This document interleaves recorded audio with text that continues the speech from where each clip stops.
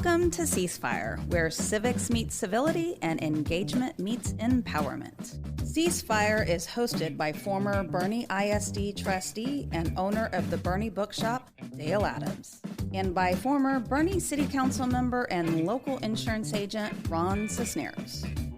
Ready, aim, ceasefire. Good morning. Welcome to Ceasefire. My name is Dale Adams. And I'm Ron Cisneros. And today we are going to go hyper-local. Yes, sir. We're going to talk about Boerne, and we're going to talk about what does Boerne need? Even more importantly, who gets to decide what Boerne needs or doesn't need or shouldn't have or should have? I think it's a guy at City Hall behind a curtain pulling levers and hitting switches, and he decides. Oh, yeah, that's the whole wizard behind the curtain. I think we all actually elect some of our representatives to make some of those decisions for us. Yeah. Well, and I think, and you and I have discussed this several times before in the last year that we've been doing this, sometimes we assign duties to our elected officials that they don't actually have. Yes, yes. Sometimes we want them to have powers, and we shouldn't want them to have those powers. You sure about that? I want everybody to have a green house. I really think we should get them to pass a law that all houses should be green. Green is because we're green, right? Environmentally green or painted green? I don't know. I don't know. Well, this is an interesting topic, and it's always fascinated me, especially back in my days on city council, because I'd get this question a lot, like, why did you allow this? Or why don't you stop that? And I think there's a misunderstanding of how much power a councilman has. And people get maybe a little too excited about some things, get a little too angry about some things that happen. Most recently, I saw an interesting conversation taking place on Facebook. There's a guy that's got a page, and he usually spends a good deal amount of time promoting local things, events, and businesses. And so he happened to mention a new Starbucks that's proposed for the intersection of 46 and Herf. And oh my gosh, did that start an uproar. The most common comment is, we don't need another Starbucks, or Boerne doesn't need another Starbucks. We all drink coffee, except for me. Right. Except for you, weirdo. I've seen this so many times before with things beyond coffee. There was an O'Reilly auto parts store that was proposed for the north side of town. And, well, we don't need another auto parts store. How does anybody know that, though? I wouldn't mind having, I live in the north side. Right. I wouldn't mind having an auto parts store a little closer to me. Right. Well, and I'm not here today. I just want you all to know that I don't go to Starbucks because I think their coffee tastes terrible. But yeah, well, I said it. I probably shouldn't have said it. I'm probably going to get a letter in the mail soon. No, I don't like their coffee. But I don't care if you go to Starbucks or Dunkin' Donuts, which is where I go, or Black Rifle, another place I hang out, my second office. It doesn't matter, and it shouldn't matter. It's a personal choice. It's an opinion, and sometimes we get a little excited about these things, and it becomes our sports team, you know. But I want to read some of the comments from this Facebook page because I think they're interesting, and I think they should prompt us to ask some good questions. Here are just a few. Okay, here we go. Why would we let them in again? This person's asking this question. Why would we let them in again? That sort of presupposes that we can keep people away from certain areas. That sounds very anti-American in my view. But, right. I think it is anti-American. And who is this we? We let them in again. Well, they're referring to the city council or whoever it is that approved this permit. That's who they're talking about, I think. So let's talk about that. We've talked about this before. Imagine if we gave the city council permission to actually keep a business from coming in. Do we want 5 people to have the power to decide whether or not your business gets to open in the city of Boerne? Only if they're my 5 people. But that's a good point, because when I opened my bookstore, everybody said, "Oh, are you serious? Bookstores can't make it. They just can't do it. There's no point in that."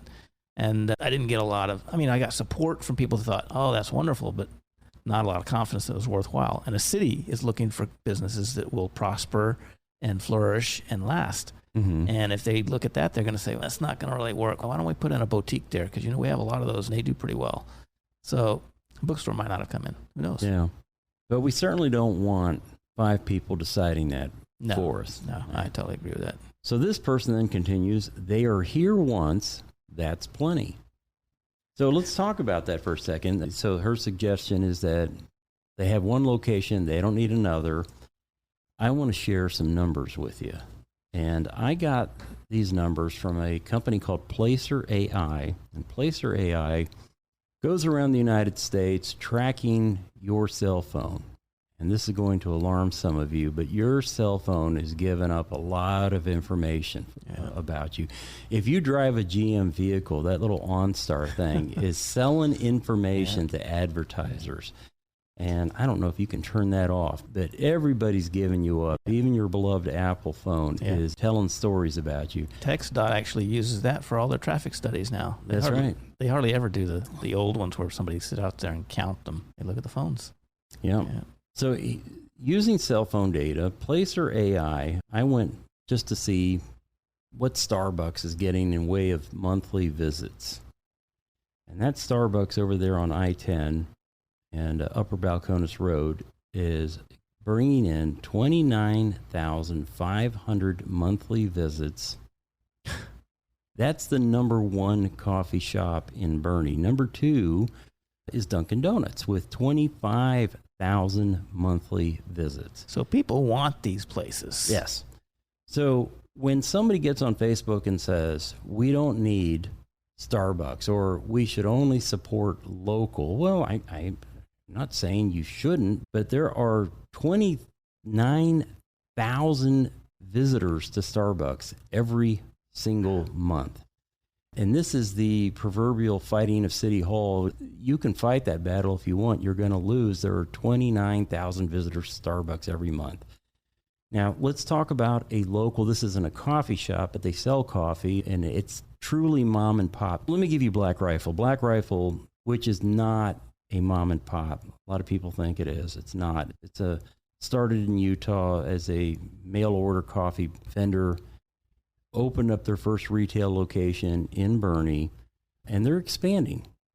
They have, on a regular month, a little over 6,000 visitors. Again, Starbucks, over 29,000, Dunkin' Donuts, 25,000, Black Rifle, 6,000. Now, I would qualify that by the fact that the city wouldn't let Black Rifle have a drive-through, and I suspect that might impact their numbers a little bit. Oh, I would think so. Yeah. I would think that they're probably thinking about another location, Yes, someplace they can get a drive-through. Snowflake, everybody in Boerne. Oh, I just did a sweeping generalization. Yeah. A lot of people in Boerne that I know love Snowflake, but Snowflake is a franchise like any other, and they have 3,600 visitors per month. Shipley, another donut shop that has locally owned, but it's a franchise, 2.2 thousand. And now I'm going to give you a number for a true mom and pop donut shop that sells coffee. It's in this list. They have not. It's M&M, and they have 972 visits on average per month. So as much as everybody talks about loving local, and I do too, we don't always go there. In fact, usually we go to the place that has consistent quality or that we like or that is next to our home or whatever. It's Not convenient. necessarily because they're local. Maybe what makes a difference is that Starbucks has a drive-through. It's on Interstate 10. Yeah. They have a rewards thing. They've got those, you can use the app. You can put money on your app. You can accumulate points. You can get free coffee. There are all sorts of factors and variables that you have to consider. But the point that I want to make, that I want people to understand, is that if you want to support local, by all means, go ahead and do it. When you get on Facebook and you rail against the corporation because it's not a mom and pop, or because you think their coffee's overpriced or whatever, you're spitting in the wind. Yeah. You're not making a dent. If you want to make a dent, use your foot traffic, because that's how you really decide. Go shop there. Yeah. Another thing I think a lot of people don't seem to realize is all these places were once mom and pops.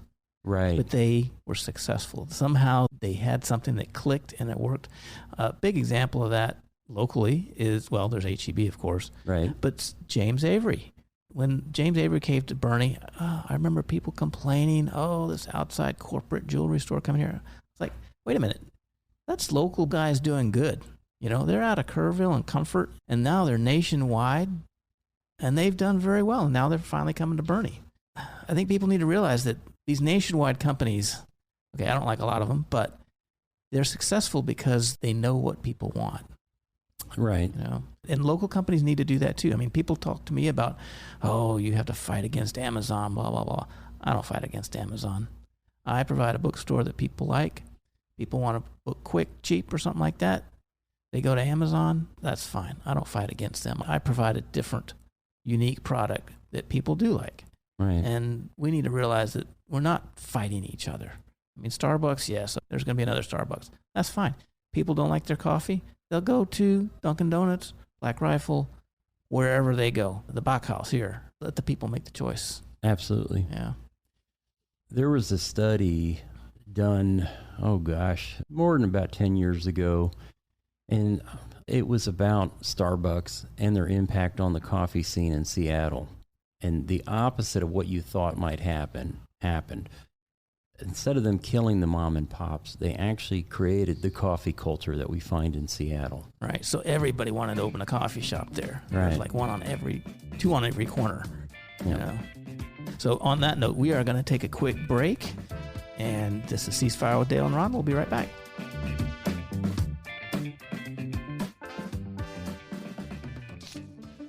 Boerne has its own bookshop. In fact, it's called the Boerne Bookshop. Hi, I'm Dale Adams, inviting you to get lost. Get lost in a good book in our relaxed and casual atmosphere. We have a wide and eclectic selection in the Boerne Bookshop, and we pride ourselves on finding what you are looking for. We do author meet and greets, host writing workshops, and can connect you with a good book club. And your young ones will absolutely love our kids section at the Boerne Bookshop. And while we want you to get lost, we're easy to find, as we're in the heart of Boerne at the back of the Richter Tavern building. We are the Boerne Bookshop.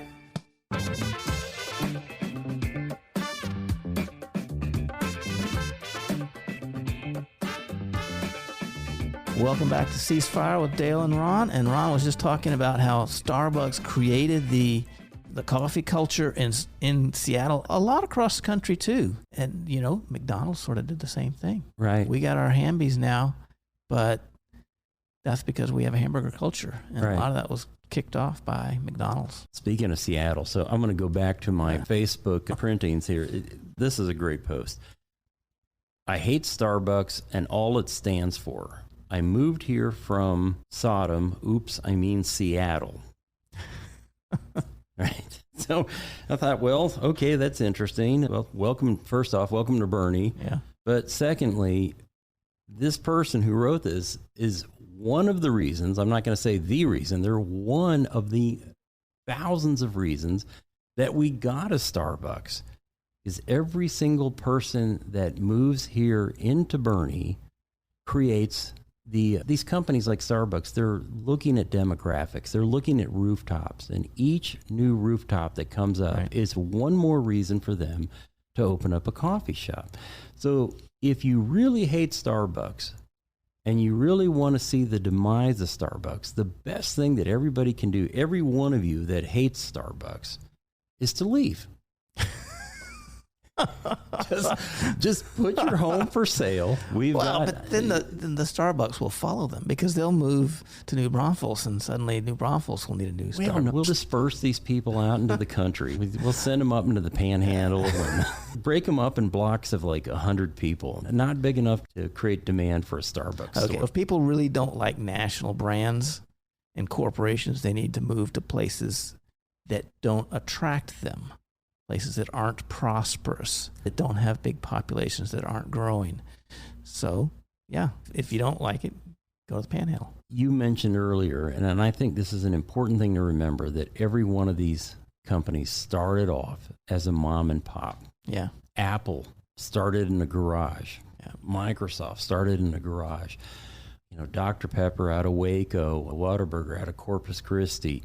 And these are big things now. Texans love their H-E-B. They love their Whataburger. They love their Dr. Pepper. They love their Shiner beer. I imagine that somewhere, let's say in Kansas, somebody is like, oh, that darn Whataburger, I've got my Sonic. Or in California, it's like, I've got my In-N-Out. Why do we champion our teams, our guys, even when they become big corporations?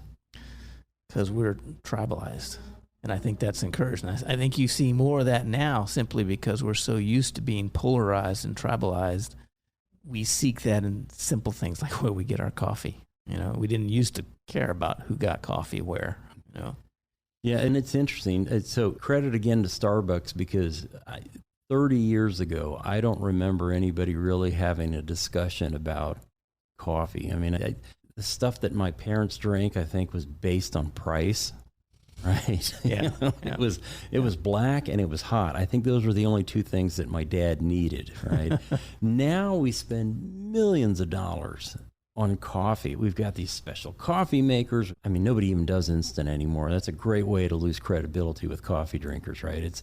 You got to have the little pods, or you got to have the little Nespresso machines, it's insane. But that is probably because of Starbucks. Yeah, they drove a lot of that. They did. Yeah.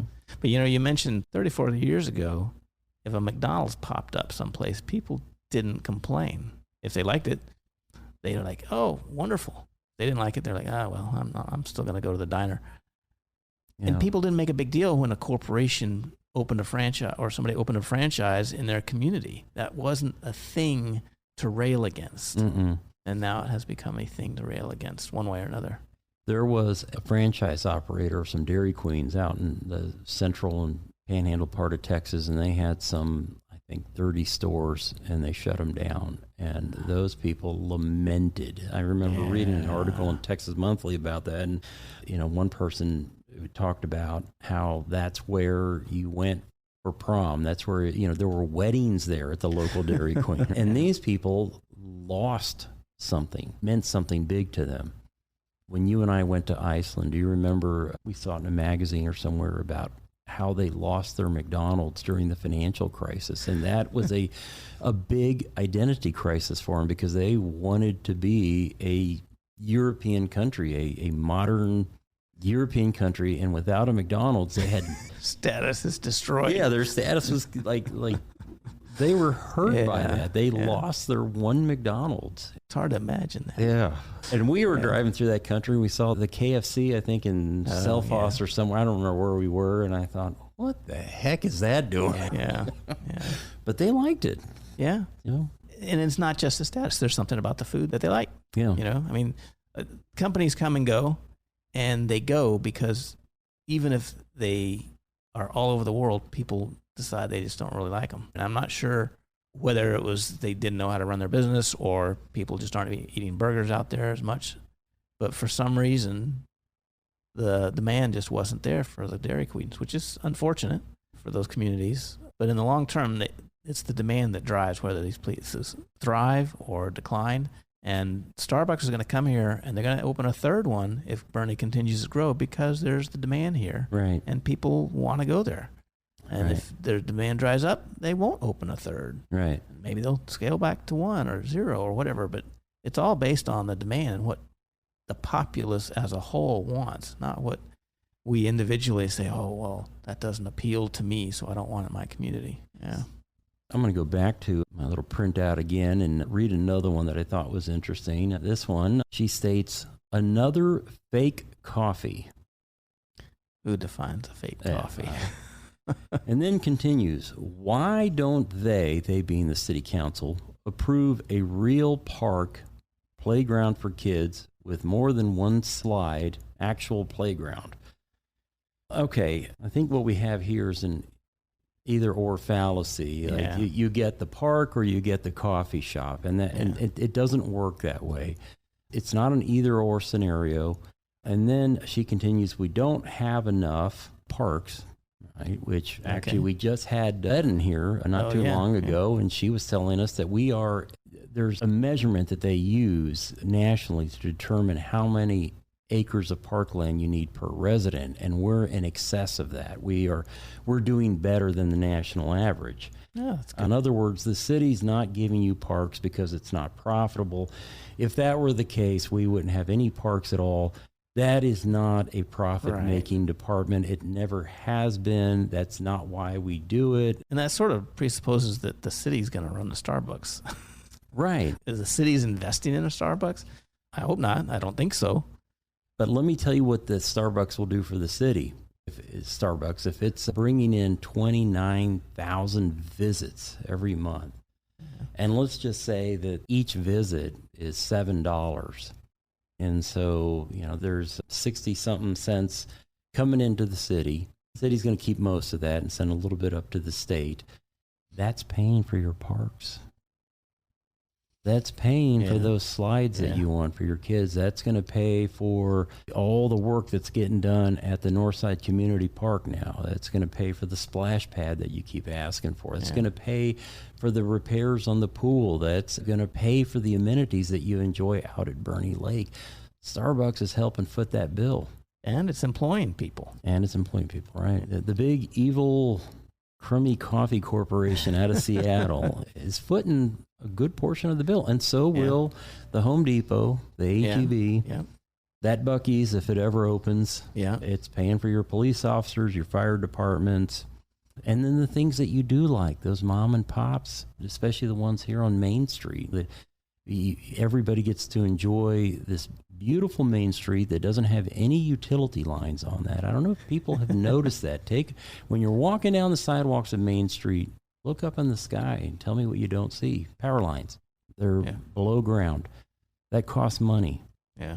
Retail sales tax dollars paid for that. With the book that I brought today, which is not necessarily about Boerne or who decides what we get and don't get, but it's a self-help book. It's very hot right now, but I think it is kind of relevant to now. It's called The Let Them Theory by Mel Robbins, and it's all about let other people think what they want. Let other people have expectations or wants or do things, and just carry on with your own life. Mm-hmm. Find your own fulfillment with yourself. And I think that's something that we can always try and aspire to, because honestly, we worry too much about what other people are thinking. And I try not to think too much about that. I want to share one more comment with you. And you'll notice that when I shared these comments, I didn't read out any names because I'm not here to call anybody out. I'm just trying to get you to think about what you're saying or what you're thinking about Starbucks or any other company that moves into Boerne. But this person I'm going to name because I think they need kudos. And I have no idea who this person is, but I'd like to congratulate her because I think that she's got a good head on her shoulders. Maybe you should just use first names. Her name is Tammy. Okay. If she listens to the show, she'll know. And she says, why such an uproar over this? If you like buying coffee at the local coffee shop, and then she says, I love It's a Grind, just keep doing that. And if you hate Starbucks coffee so much, it's pretty simple to just not buy theirs. Yeah. That's all it is. That's what the free market is about. Right. Is we get to make a choice on where we go. Yeah. People need to appreciate that. Yes. Yeah. Hey, folks, if you like what you hear on the show and you want to get some more of it, Dale and I would like to invite you to Whiskey and Wisdom, a new book club that started late last year, and we meet every other month. And that would be the third Thursday of August, October, and December. Please join us. We're going to have an assortment of whiskeys there and a great conversation about a very interesting book. Hope to see you there. All right. Another good show in the books. Are we wrapping up here? Well, thank you, everybody, for listening, and we will see you next week. If you missed any of this, you can always go to BoerneRadio.com and listen to our podcast or any of the old shows if you want, and we will see you next week. All right. Boerne has its own bookshop. In fact, it's called the Boerne Bookshop. Hi, I'm Dale Adams, inviting you to get lost. Get lost in a good book in our relaxed and casual atmosphere. We have a wide and eclectic selection in the Boerne Bookshop, and we pride ourselves on finding what you are looking for. We do author meet and greets, host writing workshops, and can connect you with a good book club. And your young ones will absolutely love our kids section at the Boerne Bookshop. And while we want you to get lost, We're easy to find, as we're in the heart of Boerne, at the back of the Richter Tavern building. We are the Boerne Bookshop.